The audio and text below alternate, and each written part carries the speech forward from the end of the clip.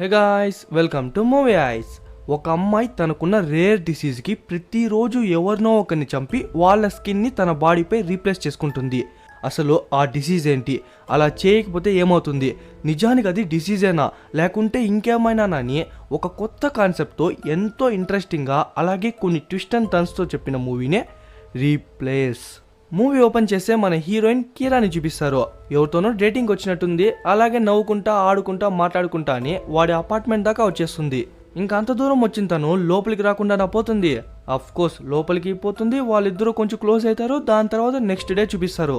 మన కీరా కూడా లేచి, వాడి పేరు జోనస్ అనమాట, వాడి పేరు పెట్టి ఆ ఇల్లు మొత్తం పిలిచినా కూడా ఏ రెస్పాన్స్ రాదు. మేబీ ఎక్కడైనా పోయినాడేమో అనుకునేసి తను కూడా బయటకు వచ్చేస్తుంది. దాని తర్వాత ఈ డేటింగ్ మ్యాటరు అలాగే ఆ జోనస్ గురించి మొత్తం తన ఫ్రెండ్ అయిన మార్తాతో చెప్తా అంటే ఒక్కసారిగా కాల్ కట్ అయిపోతుంది.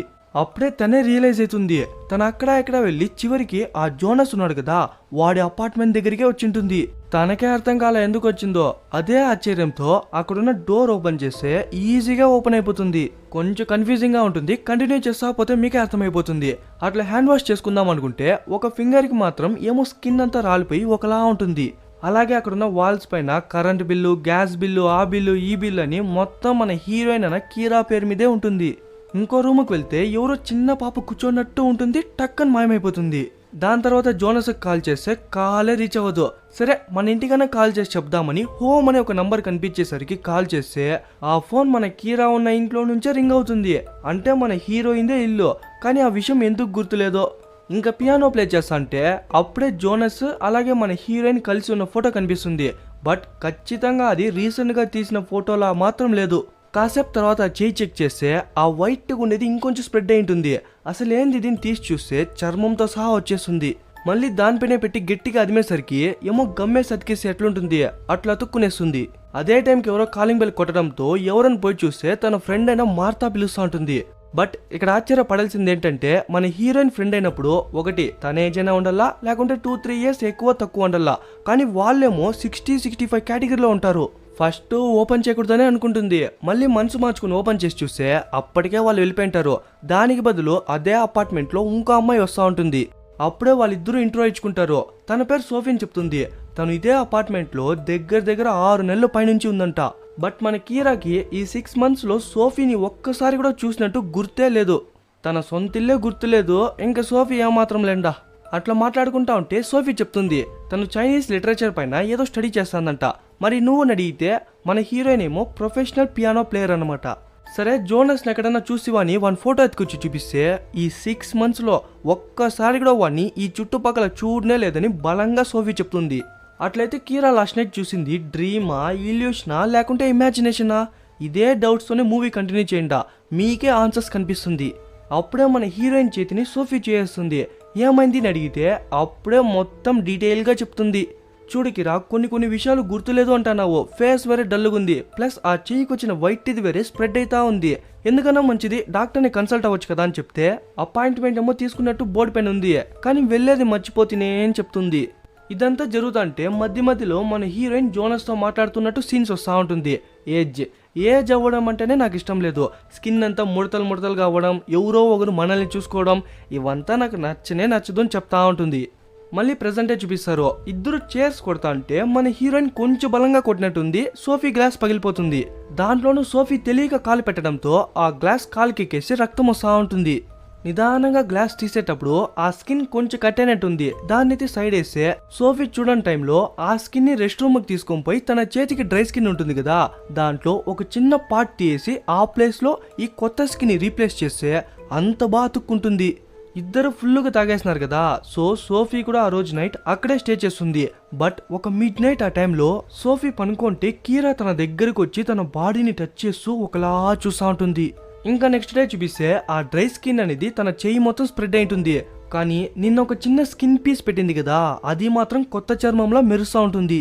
ఆ విషయం సోఫీకి తెలియక ముందే ఒక క్లాత్ తో చుట్టేస్తుంది. దాని తర్వాత అపాయింట్మెంట్ తీసుకున్న హాస్పిటల్కి కాల్ చేసి ఇట్లా అపాయింట్మెంట్ తీసుకుంటే బట్ వచ్చేది మర్చిపోతే అని చెప్తే వాళ్ళు కూడా పర్లేదు ఇప్పుడు కూడా రండి అని చెప్తారు.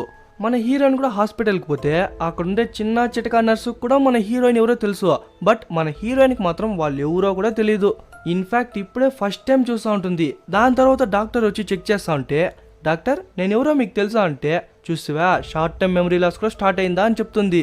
నిజానికి మన హీరోయిన్ ఈ హాస్పిటల్కి ఒక రెగ్యులర్ పేషెంట్ అనమాట. మేబీ ఆ స్కిన్ డిజీజ్ వల్లే మెమరీ లాస్ కూడా స్టార్ట్ అయిందేమో అని చెప్పి డాక్టర్ గెస్ట్ చేస్తుంది. ఫస్ట్ ఆ స్కిన్ డిజీజ్ ఎందుకు వచ్చిందంటే కొంచెం క్లియర్గానే చెప్తా, అర్థం చేసుకునే దానికి ట్రై చేయండి. మన బాడీలో కొన్ని మిలియన్స్ ఆఫ్ సెల్స్ ఉంటాయి కదా, వన్స్ వాటి పని ముగించుకున్న తర్వాత అది ఆటోమేటిక్గా చనిపోతుంది. దాన్నే డెడ్ సెల్స్ అంటారు. దీనికి బెస్ట్ ఎగ్జాంపుల్ డాండ్రఫ్ అనే చెప్పొచ్చు. ఆ డెడ్ సెల్స్ ప్లేస్ లో ఇంకో న్యూ సెల్ జనరేట్ అయ్యి వాటి పని చేస్తూ ఉంటుంది. బట్ మన హీరోయిన్ కేసులో నార్మల్ సెల్స్ చనిపోయి డెడ్ సెల్స్ అవుతున్నాయే గానీ ఇంకొన్ని న్యూ సెల్స్ అనేది రీజనరేట్ అవ్వటం లేదు. మామూలుగా ఇలాంటి స్కిన్ ప్రాబ్లమ్స్ అనేది ఒక 60-65+ ఏజ్ ఉండే వాళ్ళకి వస్తుందే గానీ మన హీరోయిన్ లాంటి ఏజ్ ఉండే వాళ్ళకి రావడం అనేది రేర్నే చెప్పొచ్చు. సరే, ఏమైనా స్కిన్ ట్రాన్స్ప్లాంటేషన్ ట్రై చేద్దామని అడిగితే, చూడండి మేడం, ఇప్పుడే మీ స్కిన్ యొక్క శాంపులే తీసుకున్నాం, ఆ రిజల్ట్ రావడానికి మినిమం 48 hours అవుతుంది. అదే కాకుండా ఒక్కోసారి ఇంకొకరి స్కిన్ అనేది మీ బాడీకి సెట్ అవ్వకుండా కూడా పోవచ్చు అని చెప్తే, వెంటనే మన హీరోయిన్ తన చేయికున్న స్కిన్ ని పీకి మళ్ళీ అక్కడే అతికిచ్చి చూపిస్తుంది. అది చూసేదానికి డాక్టర్కి ఆశ్చర్యం వేసినప్పటికీ ఇంకోసారి మాత్రం ట్రై చేయొద్దు అని చెప్పేస్తుంది. ఇదంతా ఓకే, బట్ కొంచెం పెయిన్ ఎక్కువ ఉంది అని చెప్తే దానికి కావాల్సిన పెయిన్ కిల్లర్స్ కొన్ని రాయిస్తుంది. దానికోసమని మెడికల్ షాప్ పోయింటే ఆ టాబ్లెట్ పేరు చూసి ఆ ఓనరే ఆశ్చర్యపోతుంది. ఎందుకంటే కొన్ని నెలలుగా ఆ టాబ్లెట్ ని ఎవరు యూజ్ చేయట్లేదు, ఇంకా యూజ్ చేస్తే మన హీరోయినే లాస్ట్ పర్సన్ అవుతుంది. నిజం చెప్పాలంటే అసలు అది పెయిన్ కిల్లరే కాదు, మామూలుగా ఆ టాబ్లెట్ ని బాడీలో ఉండే సెల్స్ త్వరగా ఏజ్ అవ్వకుండా ఉండేదానికి యూజ్ చేస్తారు. ఆ లెక్క ప్రకారం చూస్తే మన హీరోయిన్కి సరిపోతుంది. బట్ ఆ డాక్టర్ ఎందుకు అబద్ధం చెప్పి పెయిన్ కిల్లర్ అని చెప్పిందనే విషయమే ఇప్పటికీ అర్థం కాలే. ఇంకా ఆ రోజు నైట్ టాబ్లెట్ వేసుకుని నిదానంగా డ్రెస్ తీస్తే ఆ రైట్ షోల్డర్ మొత్తం స్ప్రెడ్ అయిపోయి ఉంటుంది. ఇట్లే కూర్చోంటే టైమే బొక్కని లోకల్లో ఉండే హాస్పిటల్కి వస్తుంది. అప్పుడే ఒక డెడ్ బాడీ ఎదురుకొచ్చేది మన హీరోయిన్ గమనిస్తుంది. దాని తర్వాత డాక్టర్ వస్తాడు, తన ప్రాబ్లం చెప్తుంది, వాడు కొన్ని శాంపిల్స్ తీసుకుంటాడు. ఇక్కడ వచ్చే దాని బదులు ఏదైనా స్పెషలిస్ట్ దగ్గర పోయిండొచ్చు కదా అని చెప్తే, ఇట్లా ఒక పెద్ద హాస్పిటల్లో శాంపుల్ ఇచ్చినాను అని చెప్తే, అట్లయితే మేమేం చేయలేమమ్మా, నీ స్కిన్ ట్రాన్స్ప్లాంట్ చేయాలన్నా లేకుంటే దాన్ని క్యూర్ చేయాలన్నా వాళ్ళే చూసుకుంటారు. బట్ వాయిని కూడా సేమ్ ఒకటే చెప్తాడు, మోస్ట్లీ ఇలాంటి కండిషన్స్ అనేది ఏజ్ అయిన వాళ్ళకు మాత్రమే వస్తుంది. మన హీరోయిన్ లాంటి ఏజ్ ఉన్న వాళ్ళకి ఎందుకు వచ్చిందో వానికి ఇప్పటికీ అర్థం కాలేదు. ఎందుకైనా మంచిది వాడు ఓ శాంపుల్ తీసుకున్నాడు కదా, ఇంకా నువ్వు పొమ్మని చెప్తే తను డాక్టర్ రూమ్ నుంచి బయటపోతుంది. బట్ హాస్పిటల్ నుంచి కాదు, ఇప్పుడే ఒక డెడ్ బాడీ పోయింది కదా, ఆ బాడీని కట్ చేసి అతికించుకుందామని పోతుంది.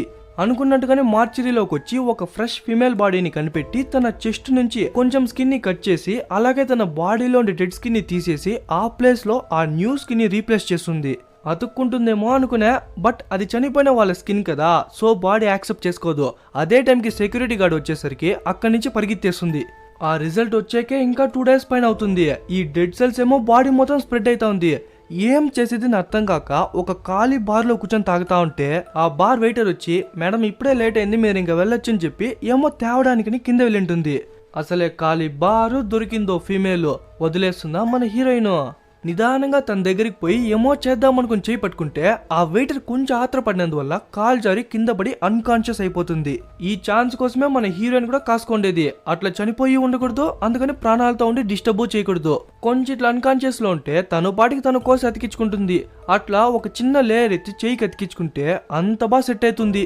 అదే టైంకి ఆ అమ్మాయి కాన్షియస్ లో వచ్చి లేసేసరికి ఒక కత్తెత్తి గొంతులో గుచ్చేసి, అందుకని చంపదు, అందుకని లేసేదానికి వదలదు.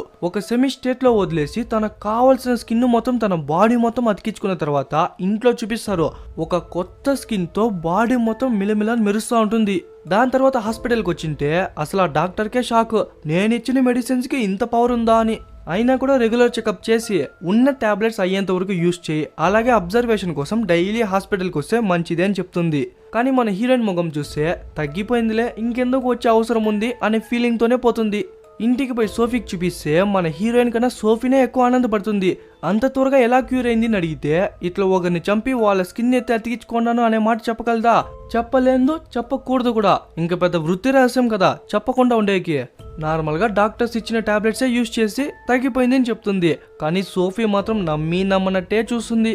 ఇంకా ఆ రోజు నైట్ చూపిస్తే మళ్ళీ సోఫీ వస్తుంది, ఇద్దరు కలిసి డిన్నర్ చేస్తా అంటారు, కాసేపు ఫన్ గా మాట్లాడుకుంటారు. అంతా అయిన తర్వాత మళ్ళీ అదే క్వశ్చన్ వేస్తుంది, అంత త్వరగా ఎలా క్యూర్ చేసుకుంటివి అని. తను ఇట్లే వదిలేస్తే మళ్ళీ ఇదే క్వశ్చన్ తో సతాయిస్తా ఉంటుంది. సో కొంచెం బలంగానే ఇచ్చి పడేద్దామని, చూడు సోఫీ, ఒక 2 రోజుల నుంచి దీని గురించే మాట్లాడుతున్నావు, వేరే టాపికే లేనట్టు. నీకు అంత అవసరంగా ఉంటే నువ్వే హాస్పిటల్కి పోయి చెక్ చేసుకో. ఇప్పుడు మా ఇంటి నుంచి దొబ్బే అని చెప్పి అనవసరంగా కోప్పడి వెళ్ళిపోతుంది. ఇంకా నెక్స్ట్ డే కీరా బెడ్ లో ఉన్నప్పుడు చూపిస్తే తన బాడీలో అక్కడక్కడ ఆ డ్రై స్కిన్ మళ్ళీ ఫామ్ అయింటుంది. అంటే స్కిన్ రీప్లేస్ చేసిన ఒక్క రోజుకి మాత్రమే అది ఫ్రెష్ గా క్లీన్ గా కనిపిస్తుంది. దాని తర్వాత మళ్ళీ దాని పని చూపిస్తుంది. అది అర్థం చేసుకుని కీరా వస్తా ఉంటే సోఫీ సారీ నోట్ పెట్టి వెళ్ళిపోయి ఉంటుంది. అక్కడ సీన్ కట్ చేసి ఆ రోజు నైట్ ఒక పబ్ లో చూపిస్తారు. మన హీరోయిన్ ఎందుకు వచ్చిందో మీకే తెలుసు అనుకుంటా. లాస్ట్ టైం ఏదో హడావుడిగా చేసేసింది అనుకోండా, బట్ ఈసారి మాత్రం పక్కాగా ఒక ప్లాన్ తో పర్ఫెక్ట్ గా ఎగ్జిక్యూట్ చేస్తుంది. అది కూడా తనకి ఎంత ధైర్యం అంటే లాస్ట్ టైం ఏమో ఎవరో లేని బార్ లో దూరి అది ఒకే ఒక అమ్మాయిని చంపి ఈజీగా బయటకు వచ్చేసింది. బట్ ఈ పబ్ అనేది ఫుల్ హౌస్. అంతమంది జనాల మధ్య ఏ ఒక్కరికి కూడా డౌట్ రాకుండా ఒక అమ్మాయిని ఈజీగా చంపేసి ఏం తెలియనట్టు బయటకు వచ్చేసింది. ఆ అమ్మాయి చనిపోయిన విషయం తెలిసి వెంటనే పోలీసులు కూడా వచ్చేస్తారు. బట్ మన హీరోయిన్ కి తెలియని విషయం ఏమిటంటే తను పబ్బుకు వచ్చినప్పటి నుంచి ఇప్పటి వరకు సోఫీ కీరాని ఫాలో చేస్తానే ఉంది. కీరా ఆ అమ్మాయిని చంపేటప్పుడు సోఫీ చూసిందా లేదా అని తెలియదు. ఎందుకంటే ఒక బాత్రూమ్ లో డోర్స్ విండోస్ అన్ని క్లోజ్ చేసిన తర్వాతే చంపింది. మేబీ చూసేదానికి ఛాన్స్ లేదు అనుకుంటా. అందుకే మళ్ళీ వచ్చి మాట్లాడిచ్చేకి ట్రై చేస్తుంది. కానీ మన హీరోయిన్ ఏమో తను మాట్లాడేది కూడా వినిపించుకోకుండా చూసి చూడనట్టు వెళ్ళిపోతుంది. దాని తర్వాత ఇంటికి వచ్చి అద్దం చూసుకుంటా అంటే తనకి ఏజ్ అయిపోతే ఎట్లుంటుందో ఆ రిఫ్లెక్షన్ అద్దంలో కనిపిస్తుంది. ఇంకా నెక్స్ట్ డే ఏమో తీసుకుని వస్తా అంటే వాళ్ళ ఇంటి ముందర పోలీస్ కారు ఉండేసరికి ఒక్క నిమిషానికి భయపడిపోతుంది ఎక్కడ తెలిసిపోయిందో అని. కానీ వాళ్ళు ఇంకెవరి కోసమో వచ్చిండేది. ఆ భయంతో హీరోయిన్ పరిగెత్తుకుంటా వచ్చి లాకేసుకునేస్తే మళ్ళీ సోఫీ వచ్చి సారీ అడుగుతుంది. సర్లే తను కూడా ఎన్నిసార్లు అడుక్కుంటుంది అని చెప్పి ఈసారి కాంప్రమైజ్ అయ్యి లోపలికి పిలుస్తుంది. అట్లే రెస్ట్ రూమ్ లో చూపిస్తే ఒక అమ్మాయిని కిడ్నాప్ చేసి కట్టేసి ఉంటుంది. కీరాకే తెలిసిపోయింది కదా తన స్కిన్ అనేది ఒక రోజు మాత్రమే ఉంటుందని. సో బ్యాకప్ కోసమని ఒక అమ్మాయిని తెచ్చేసి ఉంటుంది. తన బాడీకి ముందు పక్క ఏమన్నా అయితే తనే క్యూర్ చేసుకుంటుంది. బట్ బ్యాక్ సైడ్ ఎలా ఉందో తెలియదు కదా. సో సోఫీ ద్వారా ఓపెన్ చేసి చూస్తే అక్కడ కూడా కొంచెం కొంచెంగా స్టార్ట్ అయి ఉంటుంది.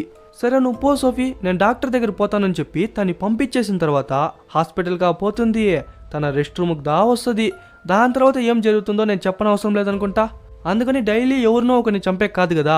సో సొల్యూషన్ కోసమని హాస్పిటల్కి వచ్చింటే చూడికిరా ఇంకా టెస్ట్ రిపోర్ట్సే రాలేదు. నువ్వు అంత బిన్నే ట్రాన్స్ప్లాంటేషన్ చేద్దాం అనుకుంటే అది కొంచెం రిస్కీ ప్రాసెస్ అని చెప్తుంది.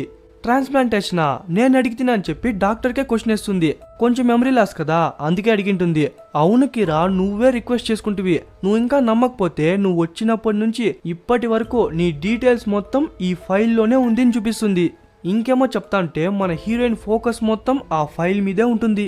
ఇదంతా అయిన తర్వాత రాత్రికి రాత్రే మన హీరోయిన్ ఆ హాస్పిటల్లోకి చొరబడి ఎవరికి తెలియకుండా ఆ ఫైల్ తెచ్చేస్తుంది. ఇంటికి పోయి ఏముందో తెలుసుకుందామని లోపలికి వచ్చింటే బ్యాకప్ కని ఒక అమ్మాయి పెట్టుకుంది కదా.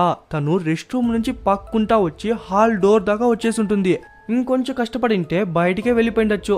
తన బ్యాడ్ లక్ అక్కడే టైర్డ్ అయి పడిపోయి ఉంటుంది. అందుకని కీరా వదిలేస్తుందా మళ్ళీ తను లాక్కోపోయి అక్కడే వేసేసి ఆ బ్లడ్ మార్క్ మొత్తం తుడుస్తా ఉంటే అప్పుడే సోఫీ లోపలికి వచ్చేదానికి ట్రై చేస్తుంది. తను డోర్ ఓపెన్ చేయకముందే ఒక వైన్ బాటిల్ అక్కడ వేసేసి ఏమో క్లీన్ చేస్తున్నట్టుగానే యాక్ట్ చేస్తుంది. అలాగే తను తెచ్చిన ఫైల్లో ఒక చిన్న పెన్ డ్రైవ్ ఉంటుంది. చూడు సోఫీ, దీంట్లో నాకు తెలియని ఎన్నో సీక్రెట్స్ ఉంది. మా ఇంట్లో ప్లే చేసే కాదు మీ ఇంట్లో ప్లే చేద్దామా అని చెప్పి ఆన్ చేస్తుంది. ఫస్ట్ ఆ మెయిన్ డాక్టర్ వచ్చి ఒక మనిషి యొక్క లైఫ్ స్పాన్ ని ఎలా ఇంక్రీజ్ చేయడం అనే దాని గురించి మాట్లాడుతూ ఉంటుంది. దాని తర్వాత మెయిన్ మెనూలో టెస్ట్ సబ్జెక్ట్స్ ఓపెన్ చేస్తే దాంట్లో మన హీరోయిన్ పేరు కనిపించేసరికి ఓపెన్ చేస్తుంది. అక్కడున్న 60 ఏళ్ల బామ్మ మన హీరోయిన్ కీరా అంటే ఎవరైనా నమ్ముతారా? బట్ అదే నిజం. మనం ఫస్ట్ లోనే చూసినట్లయితే మన హీరోయిన్ అయిన కీరా జోనస్ తో తాను ఎప్పుడు యంగ్గానే ఉండాలని ఏజే అవ్వకూడదని చెప్తా ఉండింది కదా. దాన్ని నిజంగానే నిజం చేసుకునేకి ఒక 60-65 ఏజ్ లో తనే వాలంటరీగా ఈ ఎక్స్పెరిమెంట్ కి వచ్చింటుంది. అంటే ఇప్పుడు కీరా యొక్క ఒరిజినల్ ఏజ్ ఒక 64-65 ఉంటుంది. అలాగే జోనస్ ఎవరంటే మన హీరోయిన్ యొక్క హస్బెండ్. బట్ వాళ్ళిద్దరికి డివోర్స్ అయ్యే 20 ఇయర్స్ పైన అయిపోయింది. అదే కాకుండా వీళ్ళిద్దరికి ఒక కూతురు నింది. మన హీరోయిన్ కి 60+ అన్నప్పుడు తన కూతురు పెరిగి పెద్దయ్యి పెళ్లి చేసుకుని తనకే ఇంకో కూతురు ఉన్నా కూడా ఆశ్చర్యపడనవసరం లేదు. బట్ ఎప్పుడైతే మన హీరోయిన్ ఈ రివర్స్ ఏజింగ్ ప్రాసెస్ లో దిగిందో అప్పటి నుంచి ఓల్డ్ మెమరీస్ అన్ని ఎరేజ్ అయిపోయింది. ఇక నుంచి ఆ హాస్పిటల్కే వెళ్ళకూడదని డిసైడ్ చేసుకుంటుంది. ఫస్ట్ ఈ ఊర్లో ఉంటేనే కదా ఆ హాస్పిటల్ గురించి థాట్ వచ్చేది. మనం ఈ ఊరినే వదిలేసి వెళ్ళిపోదామని చెప్తే సోఫీ కూడా ఒప్పుకుంటుంది. సరే నువ్వు మొత్తం ప్యాక్ చేసుకుని పార్కింగ్ ప్లేస్కి వచ్చాయి, నేను కూడా వచ్చేస్తానని చెప్పి తను మాత్రమే తన ఇంట్లోకి పోయి తన ఇల్లు మొత్తం పెట్రోల్ చల్లేసి అంటించేసి వచ్చేస్తుంది. దాని తర్వాత మిగతా టెస్ట్ సబ్జెక్ట్స్కి ఏమైందని వాళ్ళ అడ్రస్కి పోయి చూస్తే ఒకటి వాళ్ళు రీసెంట్ గా చనిపోయినా ఉంటారు, లేకుంటే రీసెంట్ గా మిస్ అయిపోయి ఉంటారు. ఒక్కరంటే ఒక్కరు కూడా దొరకరు. ఇంకా చివరిసారిగా తన కూతుర్ని చూసిపోదామని తన ఇంటికి వచ్చింటే మనం అనుకున్నట్టుగానే తన కూతురికి పెళ్ళై తనకే చిన్న పాప ఉంటుంది. అదే టైంకి తన కూతురు వచ్చేసరికి తన్ని ఫేస్ చేయలేక అక్కడి నుంచి వచ్చేస్తుంది. ఒక్క రోజు లోపలే తన హాఫ్ బాడీ మొత్తం స్ప్రెడ్ అయిపోయి ఉంటుంది. నా మాట వినికిరా, ఇప్పటికైనా హాస్పిటల్ వెళ్దామని చెప్తే నేను సచ్చినా కూడా ఆ హాస్పిటల్ పక్క మాత్రం రాను అని చెప్తుంది. అట్లయితే నాకు కూడా వేరే దారే లేదని చెప్పి ఇప్పుడే సోఫీ యొక్క ఇంకో ఫేస్ చూపిస్తారు. తనేం చైనీస్ లిటరేచర్ చేయట్లేదు, అలాగే కీరా ఉన్న అపార్ట్మెంట్లో 6 నెలలు పైన ఉండట్లేదు. ఇదంతా ఒక మేకప్ స్టోరీ. అఫ్ కోర్స్ ఆ లేడీ డాక్టరే సోఫీని కీరాకి దగ్గర నుంచి అబ్జర్వ్ చేయమని పంపించుంటుంది. ఇప్పుడు కూడా కీరా తాగిన వాటర్లో ఏదో మిక్స్ చేసింది అని చెప్తుంది. అట్లే కీరా కళ్ళు మూస్తుంది. అక్కడ సీన్ కట్ చేస్తే అదే హాస్పిటల్లో ఆ ల్యాబ్లో లేస్తుంది.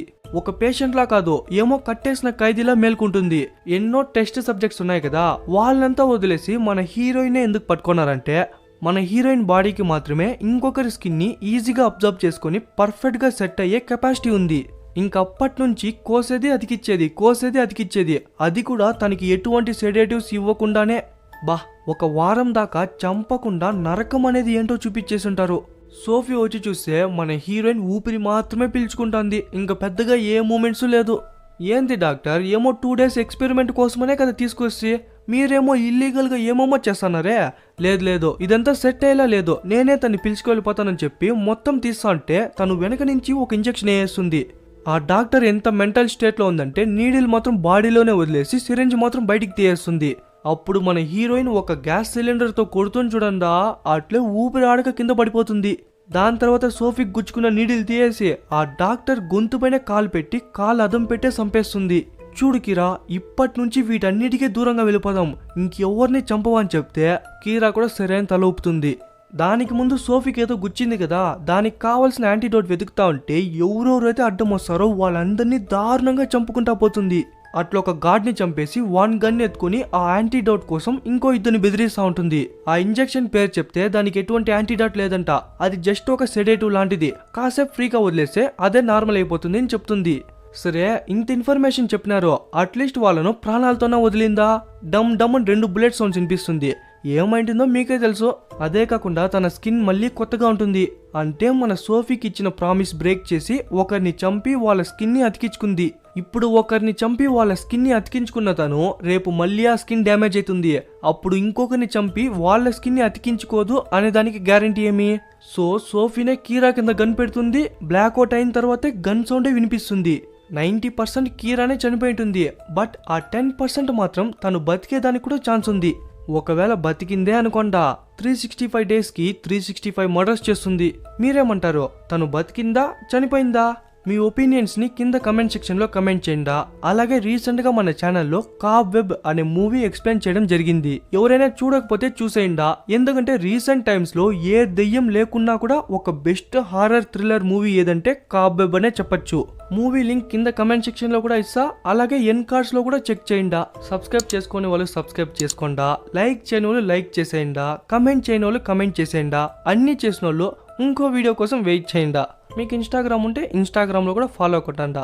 ఓకే గైస్, ఇంకో మూవీలో త్వరలోనే కలుద్దాం.